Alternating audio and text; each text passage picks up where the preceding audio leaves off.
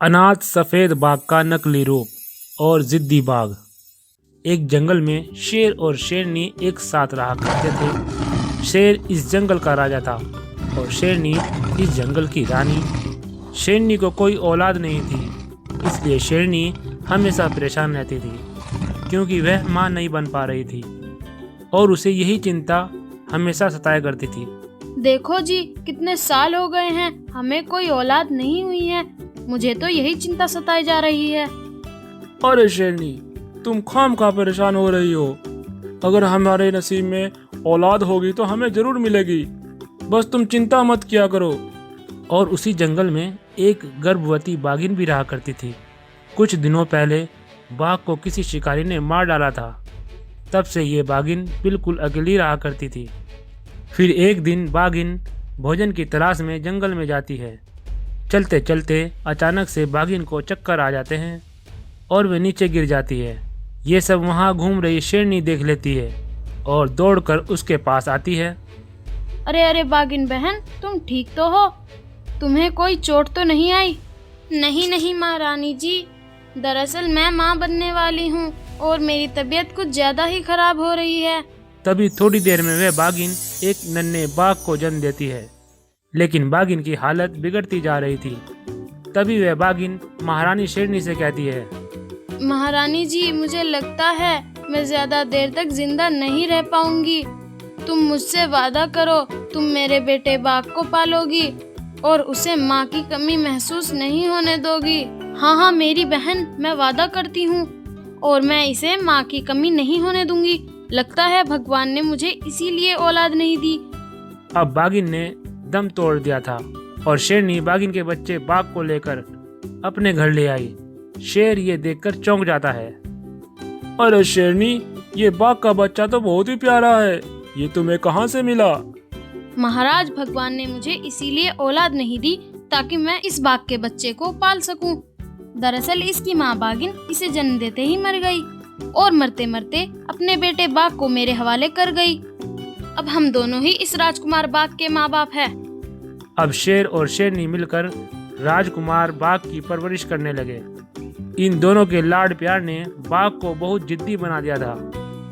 कुछ दिन बाद वह राजकुमार कुछ बड़ा हो जाता है।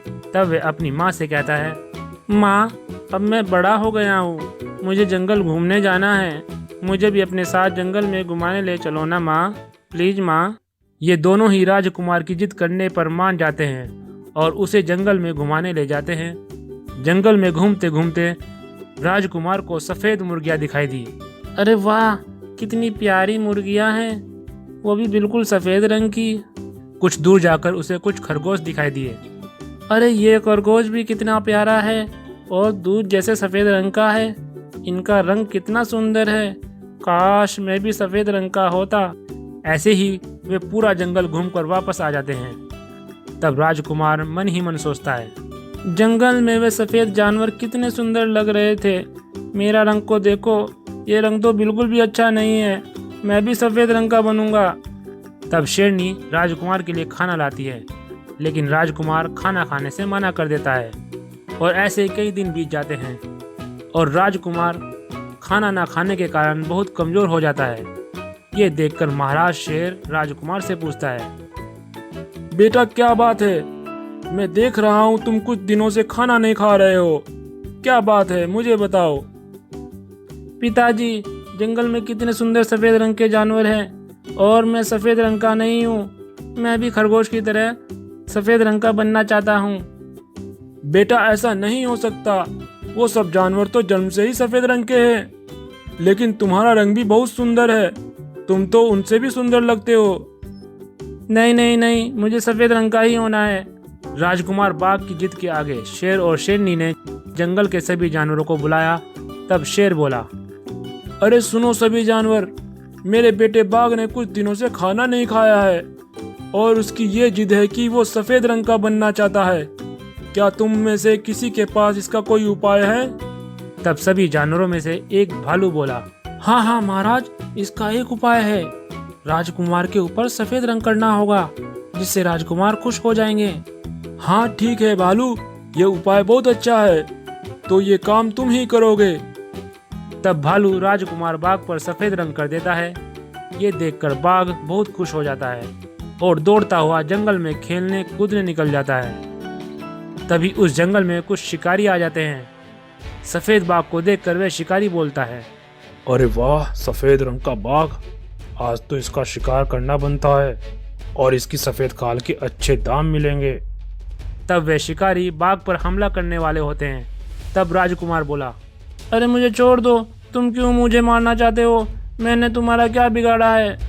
तुम बिल्कुल सफेद रंग के हो ना, और तुम्हारे सफेद रंग की खाल के बहुत सारे पैसे मिलेंगे। यह सुनकर बाघ वहां से भागने लगता है, लेकिन शिकारी भी उसका पीछा करते हैं। तब बाघ भगवान से प्रार्थना करने लगता है, हे भगवान, मेरी रक्षा करो, मुझे सफेद रंग में देखकर ये शिकारी मेरा शिकार करना चाहते हैं, मुझे इन शिकारी से बचाओ। तभी भगवान ने बाघ की प्रार्थना सुन ली और जोर जोर से बारिश होने लगी। बारिश होने के कारण बाघ के ऊपर से वह सफ़ेद रंग उतर जाता है और शिकारी बाघ का सफ़ेद रंग उतरता हुआ देखकर वहाँ से चले जाते हैं। हे भगवान, मैं समझ गया, तुमने जो रंग मुझे दिया है वही मेरे लिए अच्छा है, अब मैं अपने रंग में ही खुश रहूँगा। और तब से राजकुमार बाघ अपने रंग में खुश होकर अपनी माँ और बाप की सेवा करने लगता है। तो दोस्तों, इस कहानी से हमें क्या शिक्षा मिलती है? कुदरत ने जो रंग दिया है उसे उसी में खुश रहना चाहिए। एक जंगल में दो भाई रहा करते थे। बड़े भाई का नाम वीरू बाघ और छोटे भाई का नाम बंटी बाघ था। बड़ा भाई वीरू बाघ अपने पिता की तरह दूध जैसा सफेद रंग का था और दोनों ही बहुत होशियार होने के साथ साथ बहुत ही ताकतवर भी थे। ये दोनों ही अपनी प्रजा का बहुत अच्छे से ध्यान रखते थे और उन पर किसी भी किस्म का खतरा नहीं आने देते थे। महाराज, तुम दोनों अपने पिता की तरह ही हो, वो भी हमारा बहुत अच्छे से ध्यान रखते थे और तुम दोनों भी हमें किसी भी किस्म की मुसीबत में नहीं आने देते। हमें तुम्हारे होते हुए तुम्हारे पिता की कमी महसूस नहीं होती है।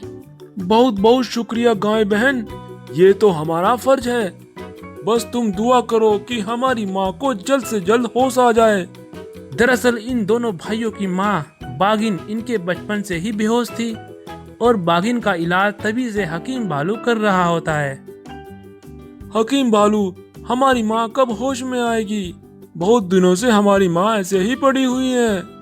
बेटा, तुम घबराओ नहीं, इनका इलाज अच्छे से चल रहा है और मुझे उम्मीद है तुम्हारी माँ जल्द ही होश में आ जाएगी। बहुत बहुत शुक्रिया हकीम भालू, तुम्हें किसी भी चीज की जरूरत पड़े तो हमें तुरंत बता देना, हम गुफा के बाहर ही हैं।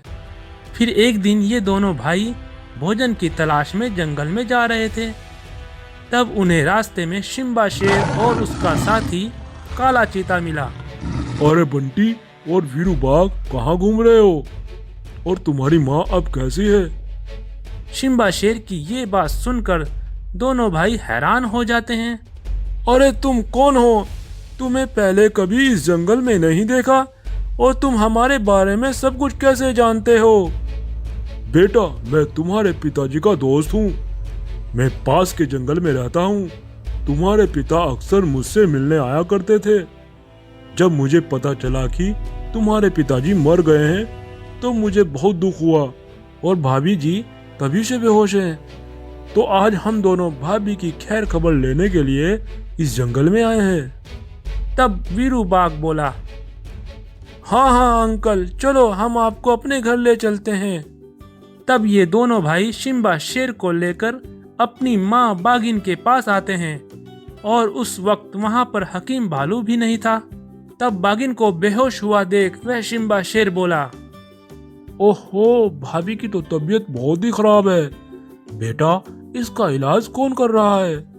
अंकल शेर, हकीम भालू इनका इलाज कर रहे हैं।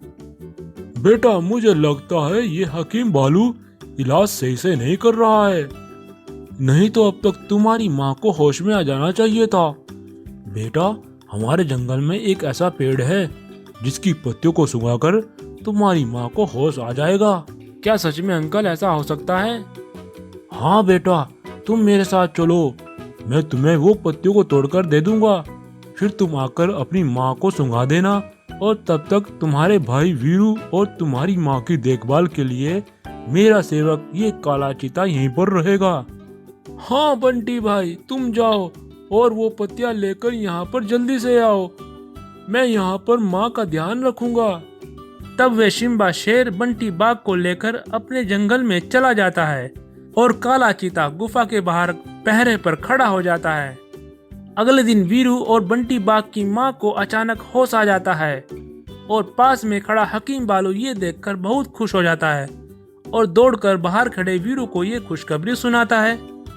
वीरू बाघ दौड़कर अपनी माँ के पास जाता है और वे काला चीता भी ये बात सुनकर दौड़कर अपने महाराज शिम्बा शेर को बताने चला जाता है। वीरू बाघ अपनी माँ को होश में आया देख बहुत खुश हो जाता है। तब वे बाघिन बोली, वीरू बेटा, तुम कितने बड़े हो गए हो और कितने सुंदर भी। लेकिन बेटा, तुम्हारा भाई बंटी कहाँ है? माँ, दरअसल बात यह है कि पास के जंगल से शिम्बा शेर आया था। वो पिताजी का दोस्त है। उनके जंगल में कुछ ऐसी पत्तियां हैं जिसको सूंघने से आपको होश आ जाएगा, ऐसा उस शिम्बा शेर ने कहा था। और बंटी भाई उन पत्तियों को लेने के लिए उस शेर के साथ उनके जंगल में गया हुआ है। अरे बेटा, ये तो बहुत अनर्थ हो गया है। तुम्हारे भाई बंटी की जान खतरे में है। वह शिम्बा शेर और उसका साथी काला चीता दोनों ही गद्दार हैं। माँ, ये क्या कह रही हो? काला चीता तो यहीं पर है। तब ये तीनों दौड़कर बाहर आते हैं और देखते हैं कि वह काला चीता वहां से चला गया था। अरे, ये काला चीता तो यहीं पर था, वह कहाँ चला गया? माँ, मुझे बताओ, ये दोनों कौन हैं? हाँ बेटा, जब तुम दोनों बहुत छोटे थे और तुम दोनों इस हकीम भालू के साथ जंगल में घूमने गए हुए थे, उस दिन वे काला चीता कुछ खूंखार जानवरों को लेकर हमारे घर आया था। मैं और तुम्हारे पिता उन जानवरों के सामने खड़े हुए थे। महाराज, आज तुम दोनों का आखिरी दिन है। आज हम सब मिलकर तुम्हें मार देंगे। चीता, ये क्या बोल रहे हो? और ये सब जानवर कौन है? हा हा हा हा, ये सब तुम्हारी मौत है। दोस्तों, मार डालो इन दोनों को। मैं अपने महाराज शिम्बा शेर को बुला कर लाता हूँ। तब वे काला चीता शेर को बुलाने चला जाता है और वे सभी जानवर तुम्हारे पिता के साथ लड़ने लगते हैं। लेकिन तुम्हारे पिता बहुत ताकतवर थे। उन्होंने उन सभी जानवरों को मार डाला। लेकिन लड़ते लड़ते तुम्हारे पिताजी भी जख्मी हो गए थे और थोड़ी देर बाद धोखे से पीछे से आकर उस शिम्बा शेर ने तुम्हारे पिताजी को भी मार डाला। और जब मैंने उन्हें बचाने की कोशिश की तो उसने मुझ पर भी वार कर दिया।